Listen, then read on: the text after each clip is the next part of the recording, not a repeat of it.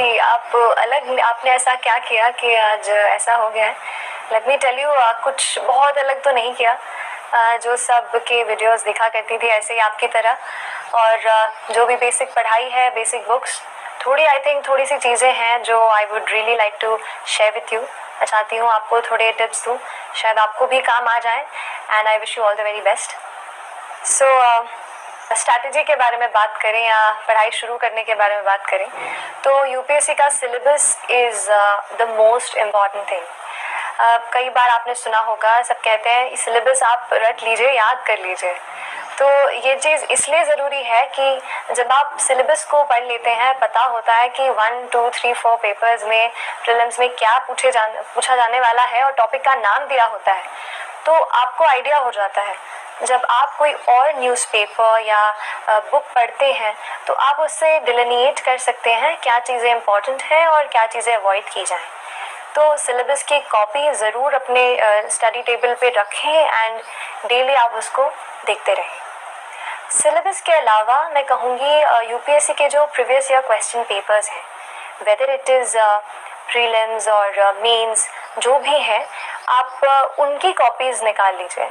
जब मैंने शुरू किया था पढ़ाई करना, तो लास्ट 5 से 7 इयर्स के सारे पेपर्स मैंने प्रिंट करा के रख लिए थे।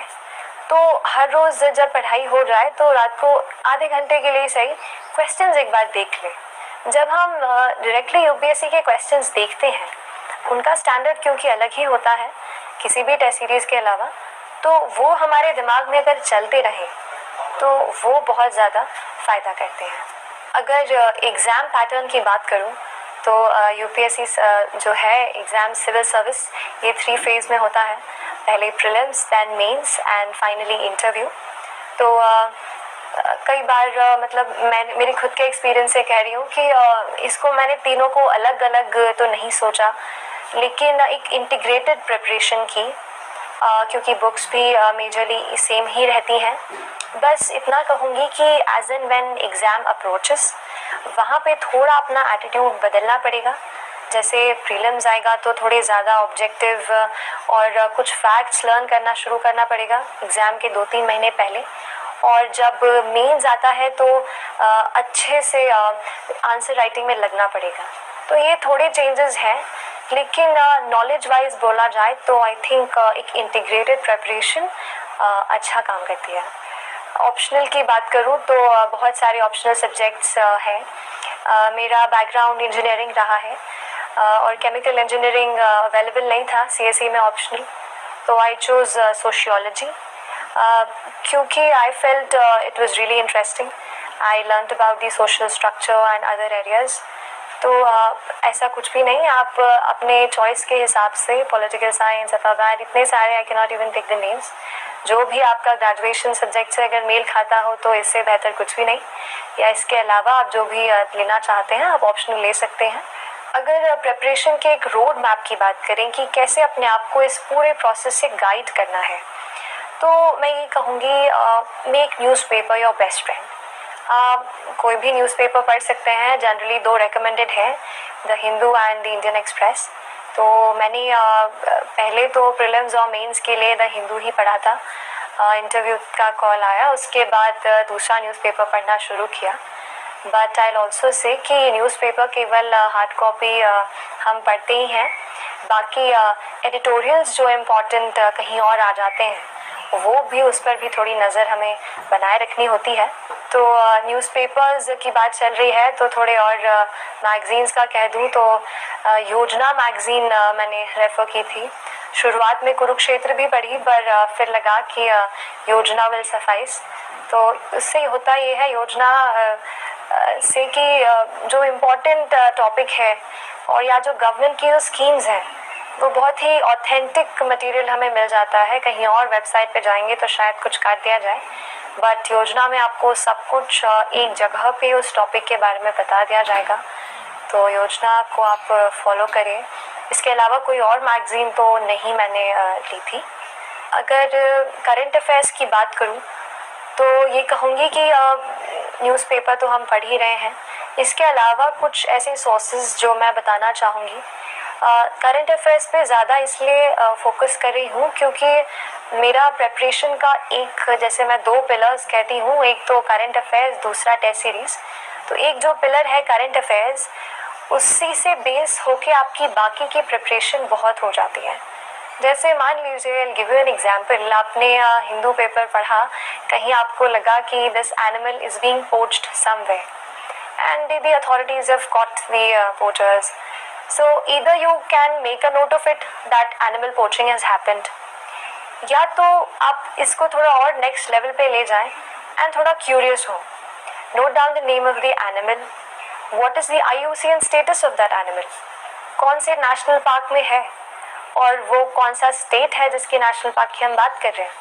फिर पता कर लीजिए उस स्टेट में और कितने नेशनल पार्क्स हैं। तो वो एक छोटी सी न्यूज़ से आपका एनवायरनमेंट का सेक्शन थोड़ा सा आज उस दिन कवर हो जाएगा।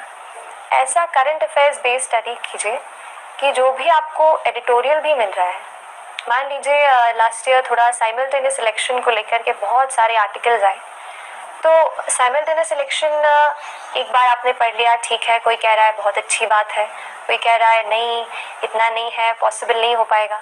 तो ज़्यादा से जैसे हम 3-4 उस पर आर्टिकल्स पढ़ लें, उसके बाद खुद की एक कॉपी बनाइए। मैंने ये किया कि एक अपना रजिस्टर बना लिया, जो भी एडिटोरियल्स मुझे लगते थे टॉपिक्स इम्पॉर्टेंट हैं और समझ आ जाता है, बार बार उस पर आर्टिकल्स आते हैं, तो वो एडिटोरियल का खुद मैं अपने हिसाब से उसको अपने कॉपी में नोट कर लिया करती थी। हाँ, इसको लेके थोड़ा रहता है कि क्या खुद की लैंग्वेज में लिखें या वही लैंग्वेज लिखें।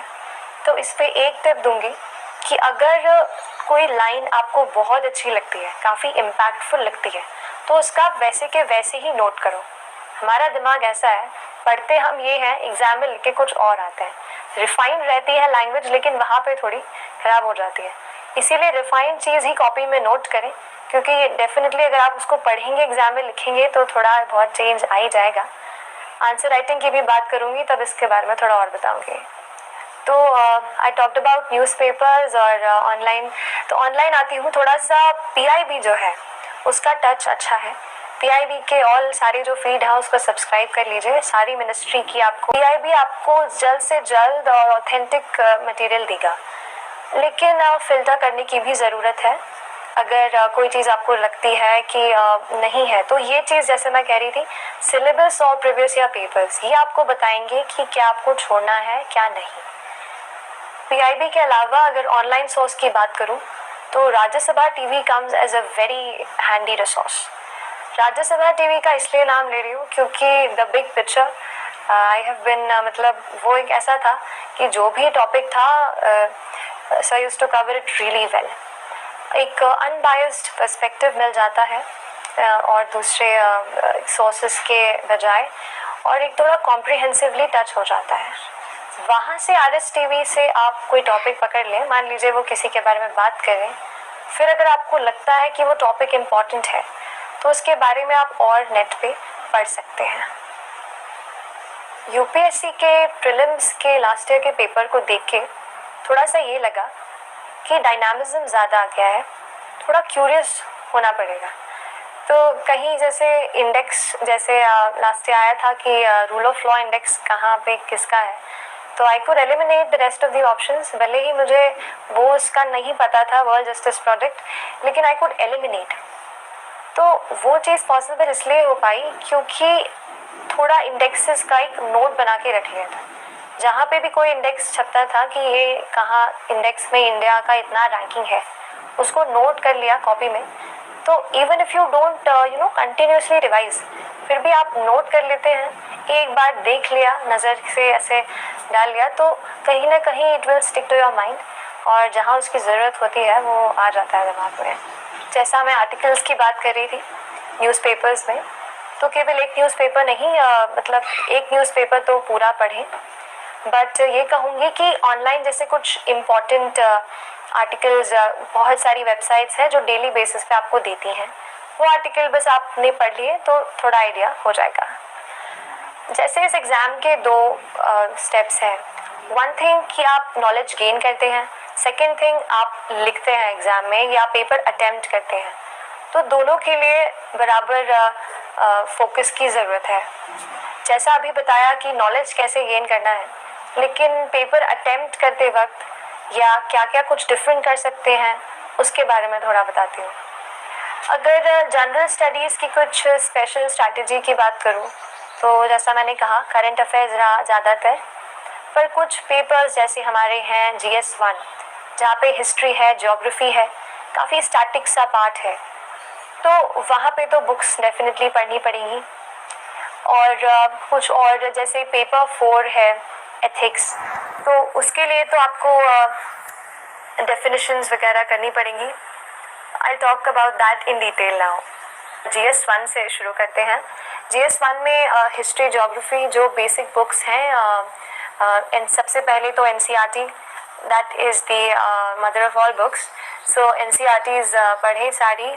इनफैक्ट आई थिंक ज्योग्राफी के लिए तो NCERTs भी 6 से लेकर 12 पढ़ लेंगे, that will be enough. History के लिए भी NCERTs I will say, like modern India जैसे, उसके लिए आप थोड़ा रेफरेंस बुक्स जैसे स्पेक्ट्रम की जो किताब है वो रेफ़र कर सकते हैं। और इसके अलावा सोसाइटी का जो पोर्शन पूछा जाता है वो, क्योंकि मेरा सोशियोलॉजी ऑप्शनल था तो उससे काफ़ी हेल्प मिली, बट अदरवाइज़ आप न्यूज़पेपर से और नेट से उसको पढ़ सकते हैं। I will come to the other part जो वो है अर्बनाइजेशन और इंडस्ट्रियलाइजेशन से, अर्बनाइजेशन स्पेशली से रिलेटेड जो टॉपिक्स हैं, that too are very dynamic. तो स्कीम्स को ट्रैक करते रहिए, जो भी नई स्कीम्स आ रही हैं, जैसे स्मार्ट सिटी था तो उसके क्या क्या सेगमेंट्स हैं वो थोड़े पढ़ लिए थे मैंने, वैसे ही उसके अराउंड स्टडी। मतलब एक छोटा सा ये है कि एक टॉपिक पकड़े, उसको थोड़ा 360 साइड से कवर करके रख दीजिए। नोट्स पे आती हूँ तो मेरा ऐसा था कि खुद के नोट बनाना ज़्यादा मैं प्रेफर करती थी, and that too in a hard copy. I think it comes to different persons with different view. बहुत लोग डिजिटल भी रखते हैं, बट आई फेल्ट कि paper pen was the best. तो अपने खुद नोट्स बनाइए, उससे होता है आप खुद वो इन्फॉर्मेशन एक बार प्रोसेस कर लेते हैं दिमाग में, तो ज़्यादा ध्यान भी रहता है। और जब आप खुद की राइटिंग की चीज़ पढ़ते हैं तो मुझे ऐसा लगता है कि ज़्यादा अच्छे से समझ आता है। थोड़ा आंसर राइटिंग के बारे में बताना चाहूँगी। एक छोटा सा ऐसा पर्सपेक्टिव लेते हैं कि जब हम आंसर्स लिखते हैं वहाँ पे 50 पेजेस जो भी हमें मिलते हैं, तो वो हमारी एक स्क्रिप्ट, जो हमारे एग्जामिनर्स हैं उनके लिए तो बस एक स्क्रिप्ट होती है, एक शीट्स ऑफ पेपर होता है, बंडल, बट उनके लिए, बट हमारे लिए वही सब कुछ होता है जो हमारा उनके सामने रिप्रेजेंट हमारा पूरा नॉलेज है। तो कोशिश ये करनी है कि जो भी आप लिख कर आते हैं एग्ज़ाम में उसको बेस्ट वे में लिखना है, ताकि एग्जामिनर से हाफ या 1 मार्क एक्स्ट्रा हर क्वेश्चन में स्टील कर सके। इसके लिए मैंने कोशिश की कि हर क्वेश्चन में कुछ एक्स्ट्रा पॉइंट्स, जैसे कि कोई फैक्ट कहीं पढ़ा हो, इतना % लोग हैं, इतना %, कुछ भी ऐसा, या कहीं पढ़ा हो कि इतने वाले इंडेक्स में India got this ranking, you can start your answer from that, और यू कैन मेंशन इट, कहीं पे आप मेंशन कर दीजिए इसको पूरे आंसर में। तो एक ये हो गया। इसके अलावा जो हमारी रिपोर्ट्स होती हैं, कमिटी की रिपोर्ट्स आती हैं, जैसे last year question was on the report on privacy, so Shri BN Shri Krishna जो जस्टिस हैं उनकी रिपोर्ट है, वो आप मेंशन कर दीजिए। तो ये जो है 1-1, 2-2 आपको एक्स्ट्रा पॉइंट्स मेरे ख्याल से मिल सकते हैं। इसके